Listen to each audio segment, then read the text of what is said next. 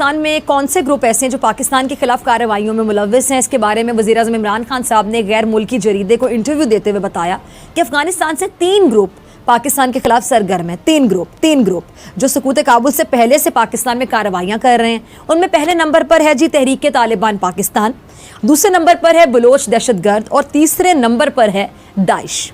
अच्छा, इमरान खान साहब का कहना था कि हमें यकीन है कि जिस कदर अफगान हुकूमत मुस्तहकम होगी उसी कदर इन ग्रुप्स को वहाँ से पाकिस्तान में कार्रवाइयाँ करने के मौके जो हैं वो कम मिलेंगे। अब जैसे कि वज़ीर आज़म ने क्या कहा जी, TTP बलोच दहशतगर्द जो है दाइश पाकिस्तान के खिलाफ कार्रवाइयों में मुलव्विस हैं।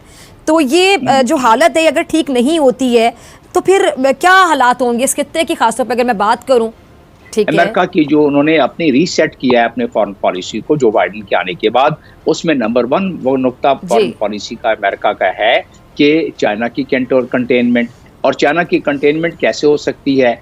किसी तरीके से अफगानिस्तान में CPEC का मामला आगे ना बढ़े, यानी कि डिस्टेबलाइजेशन रहे और अफगानिस्तान की वजह से पाकिस्तान में भी गड़बड़ रहे, जो प्राइम मिनिस्टर ने जिक्र किया, डिस्टेबलाइजेशन की कोशिश की जाए। तो ऐसी सूरत में अगर किसी चीज को ज़रब लगेगी या जानबूझ कर टफ टाइम देने की कोशिश, यही तजिया निगार कह रहे हैं कि ये एक प्लान्ड वे में फॉरेन पॉलिसी के अहदाफ को अमेरिका हासिल करने के लिए इस तरह कर रहा है, वरना कोई और वजह नहीं है। चलें, अपनी इमदाद नहीं देता। डॉक्टर साहब सॉरी मैं आपकी बात काट रही हूँ, इसमें अहम पॉइंट ये भी तो है ना कि जो जिस तरह चीन के साथ पाकिस्तान की दोस्ती है सबको पता है, फिर ये CPEC देख लें सबको खटकता है, फिर साथ अब ये रूस के साथ पाकिस्तान के आगे जो बढ़ते हुए ताल्लुकात हैं ये भी अमेरिका को हजम नहीं हो रहे हैं। अगर ये ब्लॉक बन जाता है चीन रूस पाकिस्तान तो ये अमेरिका तो कभी बर्दाश्त नहीं करेगा। जितनी भारत को तकलीफ होगी अमेरिका को भी होगी।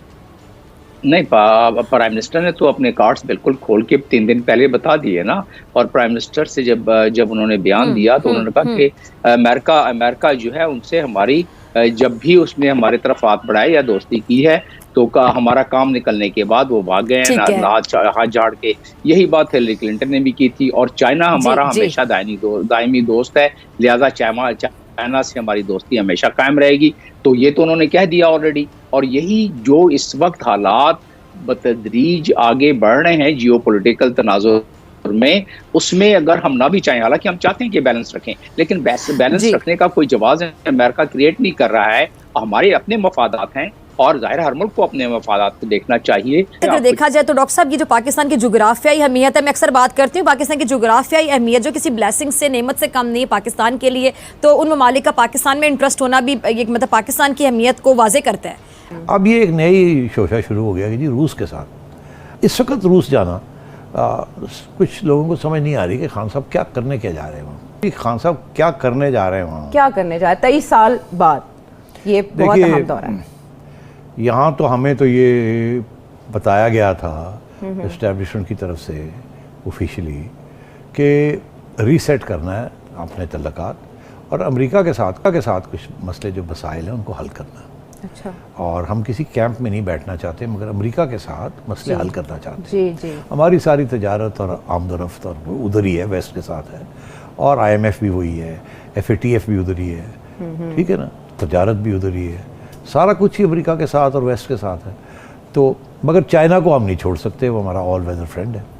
अच्छा, अब बात यह है कि अगर तो अफ़गानिस्तान स्टेबल होता और सेंट्रल एशिया के साथ आपने तजारत करनी होती है और ऑयल पाइपलाइंस तुर्कमेनिस्तान से आनी होती, तो फिर तो आप समझते हैं कि ठीक है जी, आपने तुर्कमेनिस्तान भी का दौरा भी किया, सेंट्रल एशिया का भी किया, और क्योंकि उनके जो बेनिफैक्टर हैं रूस, उनके साथ भी बात की। क्या अमेरिका को कोई सिग्नल देने जा रहे हैं? वो तो पहले ही नाराज़ है आपसे जी। और आपकी इस्टेब्लिशमेंट ये कह रही है कि नाराज़ करने की ज़रूरत नहीं है, हमें किसी को नाराज़ करने की ज़रूरत नहीं है। आपने क्यों नाराज़ किया है? आप फिर जब मौका मिलता है आप अमेरिका के खिलाफ कुछ ना कुछ कह देते हैं, और वो उसकी वजह यही है कि ये पॉपुलैरिटी गेन करना चाह रहे हैं, क्योंकि अवाम बड़ी एंटी अमेरिकन है। तो अमेरिका के ख़िलाफ़ जो बात करेगा वो बड़े खुशी से लोग सुनते हैं। वो इस वक्त रशिया का जो कॉन्फ्लिक्ट चल रहा है वो सारे यूरोप के साथ और सारे अमेरिका के साथ चल रहा है, सिवाय चाइना के साथ। ठीक है। बाकी सारी दुनिया जो है वो जो इम्पोर्टेंट दुनिया है वो खड़ी है अमेरिका और यूरोप के साथ। इंडिया रूस के साथ खड़ा नहीं है, अमेरिका के साथ खड़ा नहीं है, मगर स्ट्रेटेजिक अलायंस बनाने जा रहा है जी, ठीक है ना, 4 मुल्कों का। हाँ, 4 नेशन वाला जो अमेरिका को तो ये बात पसंद नहीं आएगी। अमेरिका तो ये समझेगा कि आप हमें स्नब कर रहे हैं, आप डिलिबरेटली ये कर रहे हैं। और मेरी इन्फॉर्मेशन ये है कि इनको एडवाइस भी ये दी गई है कि अभी मत जाएं, अभी अमेरिका और रूस की टेंशन है। अब आपने अभी अमेरिका के खिलाफ बातें की हैं एक दो इंटरव्यूज़ के अंदर, और डेमोक्रेसी समिट में भी आपने हाजिरी नहीं और अब लगाई। आप उधर जा रहे हैं जी। आप खुद, हम कहते हैं किसी कैंप में नहीं, हमको लगेगा ऐसे कि आप उस कैंप में जा रहे हैं, तो हम खुद कहते हैं कि हम किसी कैंप के नहीं हैं।